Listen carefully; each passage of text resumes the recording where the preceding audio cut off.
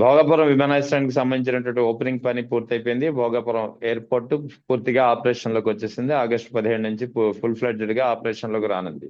So ఈ నేపథ్యంలో రకరకాల ప్రశ్నలు వినిపిస్తున్నాయి. ముఖ్యంగా ప్రధానమంత్రి నరేంద్ర మోదీ, అటు డిప్యూటీ సీఎం పవన్ కళ్యాణ్, ఇటు సీఎం చంద్రబాబు నాయుడు, కేంద్ర మంత్రులు, రాష్ట్ర మంత్రులు అందరూ మాట్లాడిన పరిస్థితి. సో ఈ నేపథ్యంలో కొన్ని కీలకమైనటువంటి పరిణామాలు ఉన్నాయి. ఈ పరిణామాలపై మాట్లాడేందుకు మనతో జాయిన్ అవుతున్నారు గుంటూరు నుంచి ప్రముఖ న్యాయవాది రజనీ గారు. నమస్తే మేడం. నమస్తే అండి. మేడం, ఎలా చూడాలి భోగాపురం ఎయిర్పోర్ట్ కి సంబంధించిన ఆ కార్యక్రమం మొన్న 1వ తేదీన చాలా దిగ్విజయంగా సాగింది. ప్రధానమంత్రి మోదీ మాట్లాడారు, తర్వాత డిప్యూటీ సీఎం పవన్ కళ్యాణ్ మాట్లాడారు, సీఎం చంద్రబాబు నాయుడు మాట్లాడారు, ఇతర కేంద్ర మంత్రులు కూడా ప్రసంగించినటువంటి పరిస్థితి. మీరు అబ్జర్వ్ చేసింది ఏంటి ఇందులో కీలకమైనటువంటి పరిణామం? సార్ నమస్తే సార్. ముఖ్యంగా కూటమి ప్రభుత్వం ఫామ్ అయ్యేటప్పుడు అంటే గత ఎలక్షన్ కి ముందండి మార్టూర్ పరిసర ప్రాంతాల్లో అంటే చిలకరూపేట ఏరియాలో ఒక సభ పెట్టారండి. ఆ సభకి మొట్టమొదటిగా నరేంద్ర మోడీ గారు వచ్చారు ప్రచారానికి.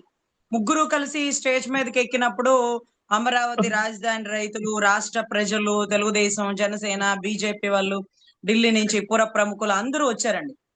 ఆ సభలో మేము ఎక్స్పెక్ట్ చేసింది ఏంటంటే చంద్రబాబు గారు, లేకపోతే పవన్ కళ్యాణ్ గారు, లోకేష్ గారు ఆ ఊకదుంపుడు ఉపన్యాసంలో ఎప్పుడు గొడ్డలి పార్టీ, జగన్ గారు విధ్వంసం, గత ప్రభుత్వం అనేవి సంబోధిస్తారు. కానీ మోడీ గారి నోట నుంచి జగన్ గారి పేరు వస్తుందేమోనని ఎంతో ఆతృతగా ఎదురు చూసినామండి. గతంలో మేము కూటమిలో ఉన్నప్పుడు అప్పుడు మేము అనుకున్నాము, ఏంటది అసలు అతను జగన్ గారి పేరు ప్రస్తావించడు, జగన్ వల్ల విధ్వంసమైనటువంటి ఈ ప్రభుత్వం మారాలి, ఈ ప్రభుత్వం కూటమి ప్రభుత్వం రావాలి, జగన్ లాంటి నరకాసురుడు, బకాసురుడు ఇవేం వాడలేదండి. ఇవేం వాళ్ళ అసలు జగన్ అనే పేరే, ఆ 3 అక్షరాల పేరే ప్రస్తావించలేదండి. మేము ఆ మీటింగ్ అయిపోయి వెళ్ళిపోయాక అందరం డిస్కస్ చేసుకున్నాం, ఏంటది మోడీ గారి నోట నుంచి ఆ పేరు రాలేదు, రాకపోతే రాకపోయిందిలే పక్కన వాళ్ళు మాట్లాడారు కదా అని అనుకుని ఎవరికి వాళ్ళు సర్దుకున్నామండి. కానీ ఈ ఈ మీటింగ్ చూస్తే మోడీ గారు మాట్లాడలా, మన చంద్రబాబు గారు అనుభవజ్ఞులు మాట్లాడలా, అదే మాదిరిగా నారా లోకేష్ గారు మాట్లాడలా, అదే రకంగా అధపాతాళానికి తొక్కుతానన్నటువంటి గౌరవ కొణిదెల పవన్ కళ్యాణ్ గారి నోట నుంచి కూడా గత ప్రభుత్వ విధ్వంసం అని, ఆ ప్రభుత్వం ఉండగా ఈ భోగాపురం ఎయిర్పోర్టు, జగన్ గారు ఉండగా ఈ భోగాపురం ఎయిర్పోర్టు అయితే వచ్చి ఉండదు, అతనుంటే రాదు, నేను కూటమిని కలపబట్టి ఈ ప్రభుత్వంలో మాత్రమే వచ్చింది అని ఎందుకు అనలేకపోయారండి? సార్ నేను ఓపెన్ గా అడుగుతున్నా, ఏంటి ఆ వ్యక్తి దమ్మేంటి అసలు? సెంట్రల్ ప్రస్తావించదు, స్టేట్ ప్రస్తావించదు. అంటే ఎక్కడెక్కడ మీటింగ్లు అప్పుడు గొడ్డలి పార్టీ, లేకపోతే అరే భాయ్ రా అని ఓపెన్ ఛాలెంజ్లు విసిరేటటువంటి ఒక సాధారణ మంత్రి, నిన్నగాక మొన్న ఎమ్మెల్యే అయినటువంటి ఒక సాధారణ మంత్రి, అసాధారణం కూడా కాదండి, సాధారణ, ఎందుకంటే డిప్యూటీ సీఎం కూడా కాదు కదా, ఆయన గొడ్డల పార్టీ అని గాని ఇంకోటని గాని ఎందుకు ప్రస్తావించలా? ఏంటి దడదడ? ఆయన కనీసం తాడేపల్లి ప్యాలెస్ లో కూడా లేడు, ఎక్కడో బెంగళూరులో ఉండి 70mm స్క్రీన్ ఆన్ చేసి చూస్తున్నారు. ఏంటి భోగాపురం ఎయిర్పోర్ట్ గురించి ఏం మాట్లాడతారు వీరు, నా గురించి మాట్లాడే ధైర్యం ఉందా అనేటటువంటి వీడియో ఆయన లైవ్ లో చూస్తుండగా ఒక్కరన్నా నోట ఆ 3 అక్షరాల జగన్ అనే పేరు ముగ్గురు కలిసిన కూటమి వల్ల కూడా కాలేదు ఆ స్టేజ్ మీద అంటే ఆ ప్రకంపనలు, ఆ భయం అనేది ఎలా ఉంటుందో అన్ని వైపులా అంటే నలుమూలలా చూపించి ఉంటారేమోనని నా అనుమానం అండి. ఎందుకంటే అంటే 2019 అండి, 2019-14 ఏదో డేట్ లోనండి, పర్టికులర్ గా డేట్ లో 14/2/2019 అనుకుంటా. ఆ డేట్ లో దిబ్బలపాలెంలో శంకుస్థాపన చేసినారు గౌరవ చంద్రబాబు నాయుడు గారు. మీరు తెలుసుకోవాల్సిన విషయం ఏంటంటే ఎయిర్పోర్ట్ కు సంబంధించి భూముల సేకరణ గాని, భూములకు సంబంధించినటువంటి రెమ్యునరేషన్ గాని, కోర్టులో నలుగుతున్న కేసులు గాని టోటల్ గా ఇతనే క్లియర్ చేసినాడు. అందానికి ఎవిడెంటరీ దిబ్బలపాలెంలో శంకుస్థాపన చేసి గౌరవ అనుభవజ్ఞులు ఆ పదవిలోంచి తొలగిపోయారు. మరి గత 5 ఏళ్ల పరిపాలనలో 2023లో స్టార్ట్ అయినటువంటి ఈ కాంట్రాక్ట్ ని 36 నెలల్లో పూర్తి చేసి ఇస్తాము అన్నటువంటి జిఎంఆర్ కి కాదండి, కనీసం 2 సంవత్సరాలు 26 నెలలు, 26 నెలలు కాదులేండి జగన్ గారు, కనీసం 30 నెలలు అన్న క్లియర్ చేసేయడానికి ప్రయత్నిస్తాము అంటే ఈ ఇయర్ అండి 2026లో పూర్తవుతుందని 2023 సభలో కూడా ప్రస్తావించడం జరిగిందండి. ఏ జిఎంఆర్ కన్స్ట్రక్షన్ అయినా, ఏ ఎన్ఎంఆర్ కన్స్ట్రక్షన్ అయినా వస్తారు, ఏదో మాట్లాడతారు, చాలా అనుభవజ్ఞులు, చాలా డెవలప్ చేస్తారు, వాళ్ళ మీద చాలా నమ్మకం ఉంది అని ఇప్పుడు చంద్రబాబు గారి గురించి మాట్లాడినట్టు మాట్లాడతారు. కానీ నా అదృష్టం ఏంటో చూడండి, రాజశేఖర రెడ్డి గారి చేతుల మీదుగా ఓపెన్ అయినటువంటి గత నా ఎయిర్పోర్ట్ హైదరాబాద్ లో, అదే మాదిరిగా ఢిల్లీ ఎయిర్పోర్ట్ కూడా రాజశేఖర రెడ్డి గారు అడుగు పెట్టారు. అది నా అదృష్టం. అదే మాదిరిగా నా రెండో అదృష్టం చూడండి, అదే మాదిరిగా ఆ గౌరవ జగన్ గారి అమృత హస్తాలతో ఇది ఓపెన్ అవడం నిజంగా నాకు సంతోషం. అదే మాదిరిగా ఇనాగరేషన్ కూడా వారి చేతుల మీదుగా జరగాలని నా కళ, నా కోరిక అంటూ జిఎంఆర్ కి సంబంధించినటువంటి వ్యక్తి మాట్లాడడం. ఇంకొక విషయం ఏంటంటే, అనుభవజ్ఞులు వచ్చాక అల్ట్రా మోడల్లో ఈ ఎయిర్పోర్ట్ ఆవిర్భవించింది అనుకునేటటువంటి అవివేకులకి, ఏదైతే 2023 కాంట్రాక్ట్ లో ఈ ఫ్లోర్ ఇలాగే రావాలి, ఇక్కడ ఫ్లైఓవర్ ఇలాగే రావాలి, ఇక్కడ ఈ వాటర్ ఫాల్ ఇలాగే రావాలి, ఇవన్నీ యాజ్ టీజ్ గా మ్యాప్ గీసుకొని దీంట్లో మళ్ళీ ప్రభుత్వం కంప్లీట్ అయ్యే 26 చివరి తేదీ వరకు జొరబడకుండా మీ ఇన్వాల్వ్మెంట్ లేకుండా మా విషయంలో మీరు తలదూర్చకూడదు, మేము ఎలా అయితే మ్యాప్ గీసినామో అలాగే డెవలప్ చేస్తానన్నప్పుడు ఈ డెవలప్మెంట్ రావాలి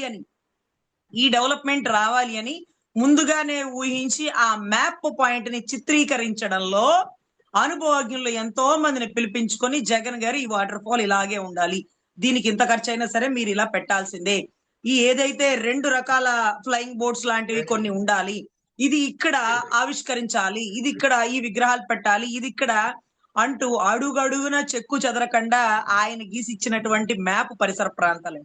అంటే మనం అనుకుంటాం అనుభవజ్ఞులు వచ్చాక ఎయిర్పోర్ట్ ఎలా మారిపోయి, అలా ఎలా మారదండి.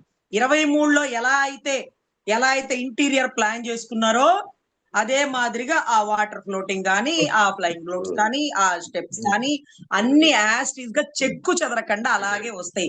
ప్రభుత్వం మారింది కదా, మీరు వాటర్ ఫ్లోటింగ్ ఇక్కడ తీసేయండి, ఈ ఎకరాలో పెట్టండి, ఆ ఎకరాలో పెట్టండి అని జిఎంఆర్ సంబంధించిన విషయంలో తల దూర్చే అధికారం ఈ ముఖ్యమంత్రి గారికి కూడా ఉండదండి. ఎందుకంటే అది ఫిక్స్డ్ కాంట్రాక్ట్, 36 నెలల్లో పూర్తి చేసి ఇవ్వాలి, 26 కల్లా దీన్ని ఇనాగరేషన్ చేయబోతున్నాము అని కూడా అప్పట్లో జగన్ గారు చెప్పేశారు.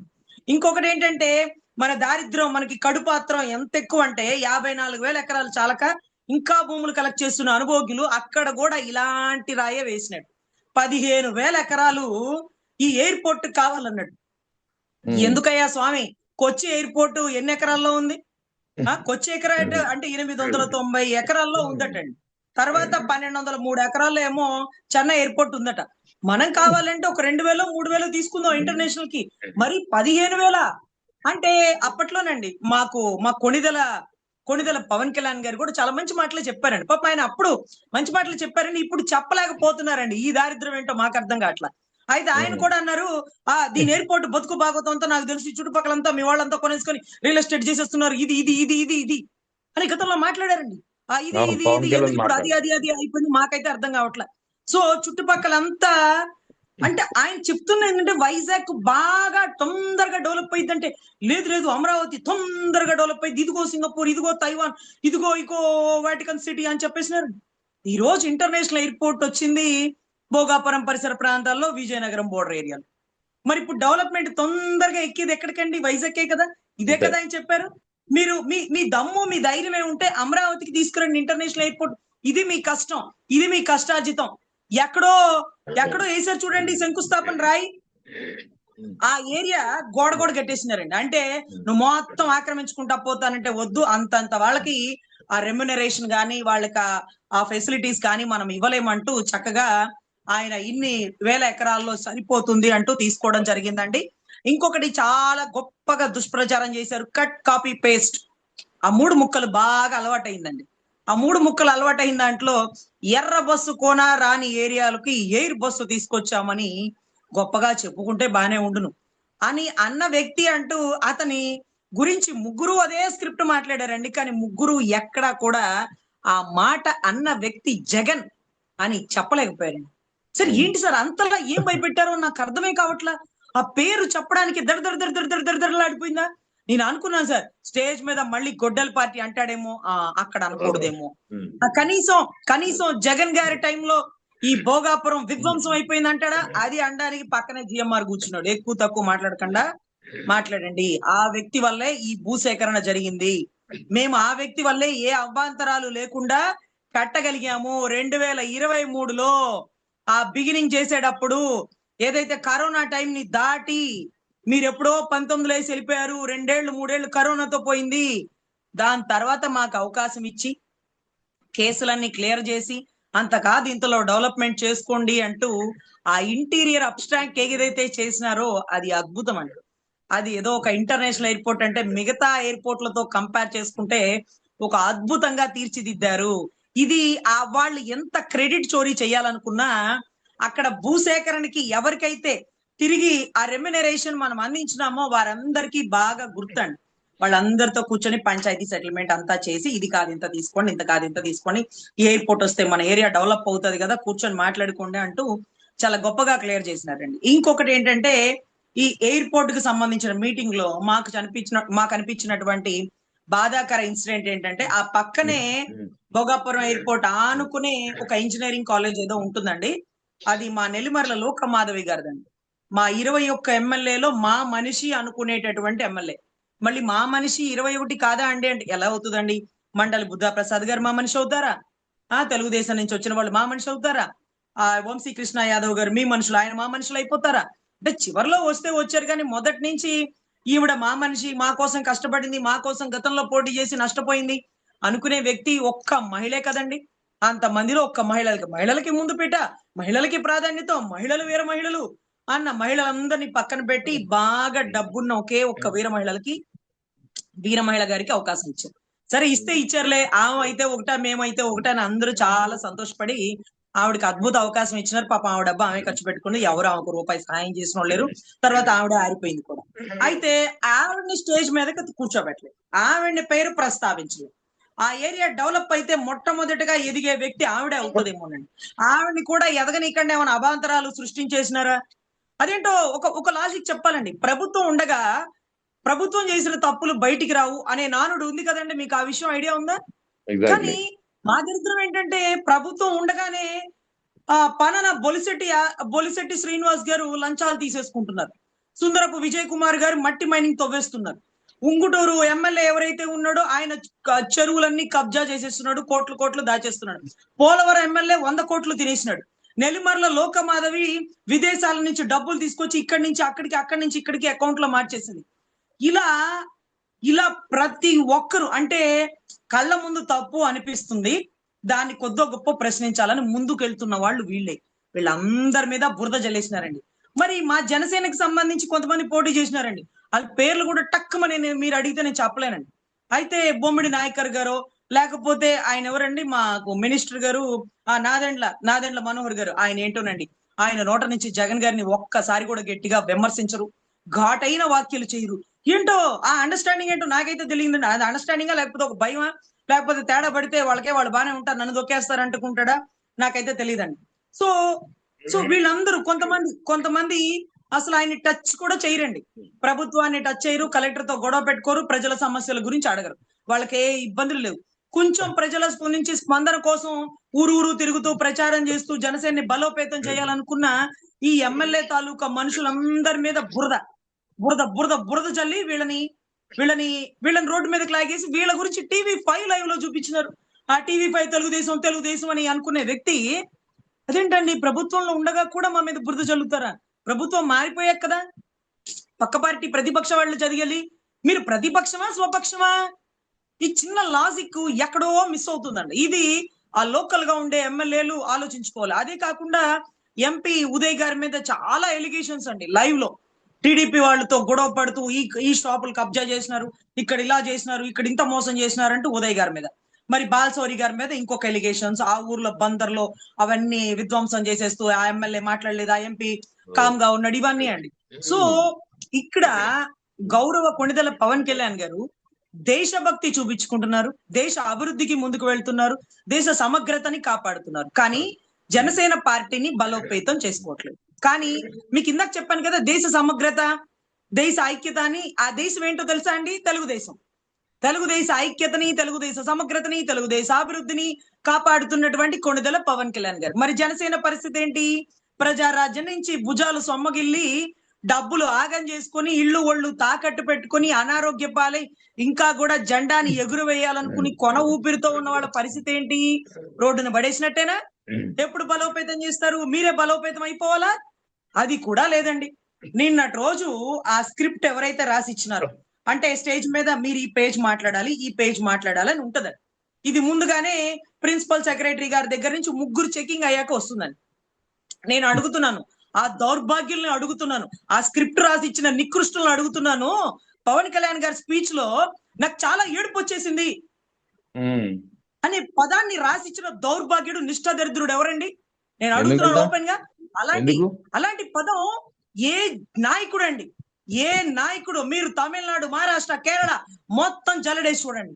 నిండు సభలో కొన్ని లక్షల మంది ప్రజల మధ్యలో పక్కన సెంటర్ లో ఉన్నటువంటి ప్రధానమంత్రిని కూర్చోబెట్టుకొని నాకు ఏడుపు వచ్చేసింది అనే పదం చాలా పెద్ద మేజర్ మిస్టేక్ అండి, నాట్ అ మైనర్ మిస్టేక్, చాలా మేజర్ మిస్టేక్ అండి.